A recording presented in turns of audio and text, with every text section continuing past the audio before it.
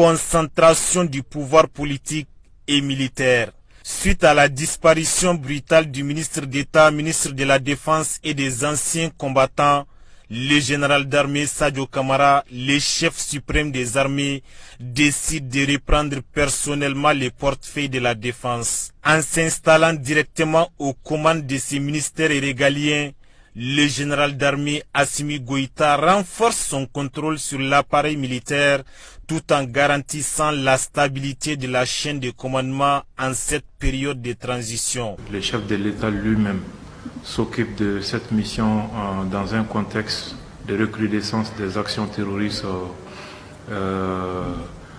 Cela se conçoit aisément.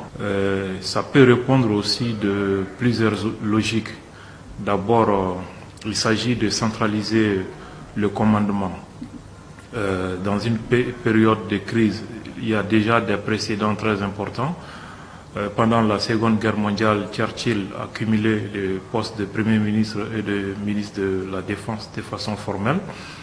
Aux États-Unis, sous le président Truman et Roosevelt, il y a eu des cas pareils, même si dans la forme, le ministre existait, mais au fond, c'est le président qui exerçait la plénitude de ses pouvoirs. Il s'agit également d'envoyer au moins 3 messages, de rassurer le peuple que le président est là en tant que chef suprême des armées, et d'éviter de donner trop de délais après les incidents que nous avons connus. Deuxième message, cela s'adresse aux ennemis de la patrie, un message de fermeté, une réponse écrasante immédiate en perspective. Le troisième message pourrait s'adresser aux forces de défense et de sécurité, comme quoi le commandement est unifié, les forces armées et de sécurité sont unifiées sous le leadership du président de la transition, le général d'armée Assimi Goïta. Je pense que c'est quelque chose de très important, une mesure qui va certainement produire ses effets sur le terrain dans les jours et les semaines à venir. Loin d'être une exception malienne, cette fusion des fonctions des présidents et ministres de la Défense rappelle des précédents historiques tant sur le plan national qu'international.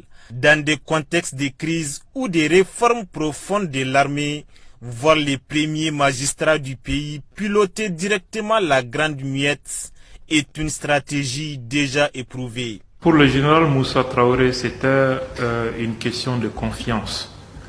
Surtout, le pouvoir était menacé dans son existence. Alors, le ministère de la Défense est un ministère très très sensible qu'on ne confie pas à n'importe quelle personne. Mais la différence avec le cas présent est que nous sommes dans un contexte d'attaque terroriste de très grande ampleur et ça fait suite à un assassinat lâche et barbare du ministre de la Défense, le général de corps d'armée Sadio Kamara, paix à son âme.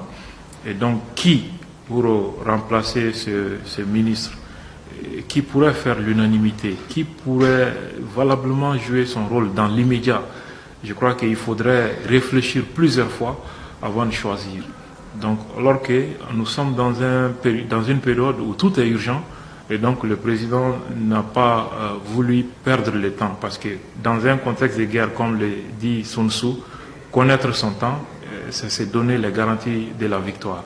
Donc le président a essayé d'aller avec le temps pour ne pas trop traîner. Et je pense qu'il s'agit aussi de fédérer l'ensemble du commandement autour du chef de l'État. Donc ça, c'est quelque chose de très important. L'objectif de toute attaque terroriste est de casser le moral et la volonté du peuple. Un peuple qui n'a pas de morale ni de volonté ne peut pas réussir, ne peut pas vaincre. Et donc nous devons vraiment renforcer notre morale et notre volonté également. Le Mali a prouvé qu'il n'aura jamais peur, qu'il reste déterminé, qu'il ne reculera pas. Et l'aviation malienne est déjà en train de faire parler d'elle. Et donc les troupes au sol également sont dans la même dynamique. Et je pense que les jours à venir seront très très décisifs et importants pour le Mali, Inch'Allah. Reste désormais à savoir comment cette nouvelle architecture institutionnelle va influencer les opérations sur le terrain et la gestion administrative des troupes. Pour l'heure, le message est clair. Le commandement est unique et les caps restent maintenus.